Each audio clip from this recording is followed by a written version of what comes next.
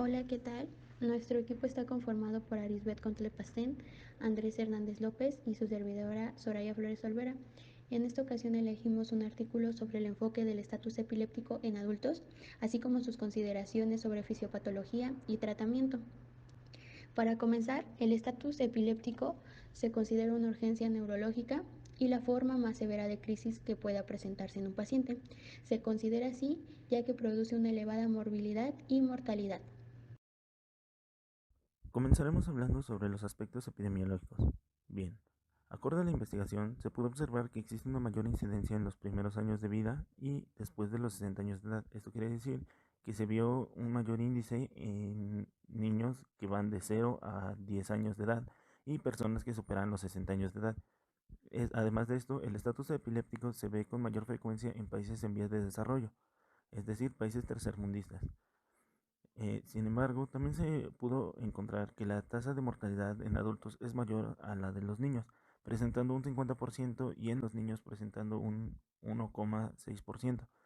Además de esto, la tasa de mortalidad puede verse incrementada debido a causas como la hipoxia severa, el accidente cerebrovascular, trauma, infección del sistema nervioso central y abuso de drogas. Posteriormente, se pudo observar que la interrupción brusca de medicamentos y el tratamiento irregular representaban un gran porcentaje, puesto que equivalen al 40% de la población que no se apegaba de una manera correcta a su tratamiento. Cabe mencionar que Estados Unidos demostró que anualmente los costos para la atención del estatus epiléptico rondan los 4 billones de dólares. Dentro de la etiología del estatus epiléptico, las causas más comunes y fácilmente reconocibles son enfermedades cerebrovasculares.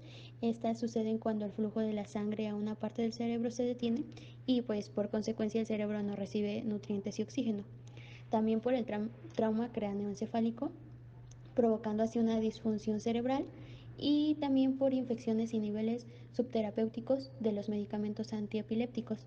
Esto quiere decir que están por debajo de lo terapéuticamente indicado, así ocasionando un estatus epiléptico.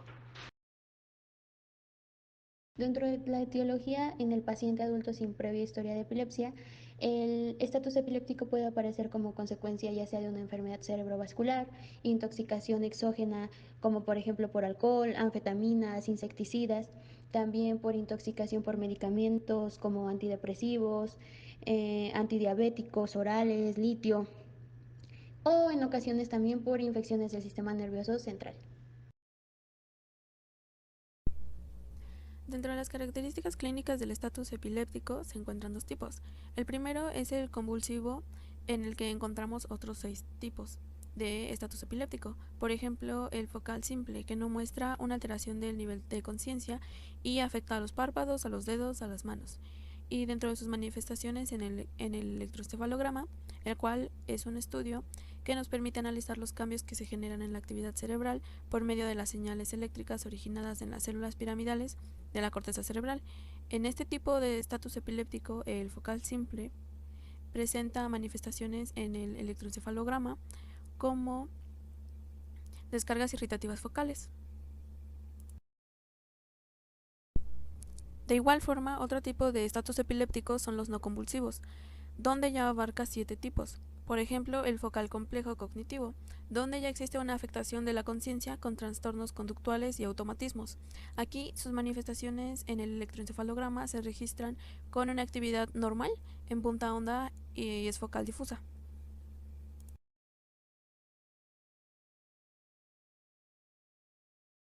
Ahora hablaremos sobre la fisiopatología. Bien, pues el estatus epiléptico es una serie de alteraciones eléctricas del metabolismo, de la barrera hematoencefálica y del funcionamiento neuronal, los cuales, si se presentan de una manera sistemática, pues pueden finalizar en lo que se le conoce como muerte neuronal. Además de eso, el estatus epiléptico es el desbalance entre la excesiva excitación neuronal, es decir, los impulsos eléctricos que se hacen llegar a las neuronas son demasiado frecuentes o son con un mayor impulso. Este tipo de estatus se relaciona con procesos de fosforilación de proteínas y activación de canales en las neuronas, los cuales producen una alteración en los mecanismos mitocondriales de control del estrés oxidativo, una deficiencia de cofactores y vitaminas y los mecanismos de control de flujo de calcio. En la fisiopatología encontraremos lesiones neurológicas y otros tipos de lesiones tales como nivel pulmonar y contracción muscular. Bien, pues las lesiones neurológicas pueden ser de manera directa por el estatus epiléptico, esto quiere decir que son consecuentes del mismo, o también pueden ser lesiones producidas por los fármacos. Esta lesión es el resultado de la descarga eléctrica repetitiva, el cual provoca un desbalance de glutamato, aspartato, acetilcolina y de GABA. Y esto también aumenta el calcio intracelular, el cual provoca una ruptura de membrana celular. Y para que se pueda llegar a tener una lesión neurológica debe de haber transcurrido un tiempo lesivo, el cual se le considera de 20 a 60 minutos. En el nivel pulmonar y contracción muscular encontraremos afectaciones como broncoconstricción, aumento de secreciones bronquiales y la obstrucción de vía aérea. Para evitar estos 3 puntos, se debe de realizar acciones como el vómito inducido y apnea, la cual consta de una contracción diafragmática sostenida. Alteraciones tales como la rhabdomiólisis y mioglobinuria, insuficiencia renal por necrosis tubular aguda, hipercalemia, generación de CO2 y ácido láctico y acidosis metabólica son alteraciones que encontraremos en la contracción muscular o que se ven afectadas debido al estatus epiléptico. Finalmente, encontraremos lesiones a nivel bioquímico. Bien, pues la hiperglucemia inducida por la estimulación simpática, esta es utilizada para que el estatus epiléptico no cause tantas afectaciones o alteraciones que resulten ser más difíciles de tratar. Sin embargo, si se le llega a provocar una hipoglucemia, esta derivaría al empeoramiento del estatus epiléptico y causaría un daño neuronal más severo, además de la vasodilatación periférica, la cual puede causar un colapso circulatorio. Y finalmente, la falla más agresiva que se encontró fue el fallo multiorgánico, el cual se relaciona con la insuficiencia hepática y coagulación intravascular. Para realizar un diagnóstico cuando se presenta una crisis epiléptica, se debe de realizar una exploración clínica en forma rápida, esto con el fin de buscar alguna lesión estructural cerebral, hipertensión intracraneal, enfermedad cardiovascular, sepsis, metabolopatía u otros factores predisponentes como lo son la medicación, la deprivación alcohólica o la retirada de sedación. Y también es necesario que se realice un análisis bioquímico para que se pueda evaluar el consumo de drogas y en especial el consumo de cocaína. La resonancia magnética en la fase aguda es importante en la búsqueda de focos epilépticos y permite una evaluación de posibles causas. La tomografía también muestra un papel de sensibilidad y especificidad en la detección de causas del estatus epiléptico, similar a la de la resonancia magnética. El diagnóstico requiere de la realización de una glucometría. Bueno, la glucometría es el procedimiento donde se realiza la extracción de sangre para obtener una cuantificación de la glucosa del paciente. De igual forma, se requiere de un monitoreo de los signos vitales, una tomografía computarizada, pruebas de laboratorio y electroencefalogramas continuos. Los estudios diagnósticos como exámenes de sangre, como lo son la evaluación de los niveles de electrolitos, glucemia, etc., y otros estudios que son las neuroimágenes o el electroencefalograma, no se deben demorar al inicio del manejo del estatus epiléptico. La identificación de las encelopatías que cursan con epilepsia son importantes para que podamos fijar un pronóstico. Hay casos donde se puede otorgar un manejo médico que mejore el curso natural de la enfermedad, pero en muchos otros no es posible y se relaciona con un empeoramiento progresivo del cuadro clínico y se consideran intratables. Para un futuro, la existencia de pruebas genéticas directas podría permitir que se identifiquen casos de estatus epiléptico en riesgo de convertirse en refractarios o suprarrefractarios. El uso del electroencefalograma continuo en la unidad de cuidados intensivos se considera como una necesidad, ya que nos permite el diagnóstico y la clasificación del estatus epiléptico de forma correcta, la detección presintomática de convulsiones, el monitoreo de la respuesta a la terapia anticonvulsivante y el seguimiento del estado neurológico, en especial en pacientes que padezcan de una enfermedad cerebrovascular. La evaluación de factores pronósticos es igualmente importante que el diagnóstico en el paciente con estatus epiléptico. Dentro de factores pronósticos se encuentra el uso de escalas de severidad, particularmente el de score de severidad de estatus epiléptico. Esta escala evalúa aspectos de la edad, estado de conciencia, tipo de convulsiones e historia previa de epilepsia. También en un estudio prospectivo Se encontró que si se detecta en una edad joven, si no existe historia previa de epilepsia y el número de anestésicos utilizados es bajo, se puede crear un mejor pronóstico de los pacientes. Así también recalcar que el conocer la etiología también se considera de gran valor en pronóstico de estatus epiléptico. El estatus epiléptico refractario y suprarrefractario. Bueno, hay muchos casos de estatus epiléptico donde no se responde a los tratamientos de primera y segunda línea, y estos se consideran como refractarios, creando así una mayor mortalidad, siendo este un indicador de un mal pronóstico. Una categoría especial es el estatus epiléptico refractario de nueva aparición. Este afecta a personas previamente sanas y la etiología tumoral, inflamatoria, infecciosa y autoinmunes suele estar presente en estos casos. El estatus epiléptico suprarrefractario se define como la existencia de crisis con duración de 24 horas o más, luego de que se empezó a administrar a medicamentos anestésicos. Estos casos están relacionados con un daño en la estructura a nivel cerebral y se suelen relacionar igual a un mal pronóstico.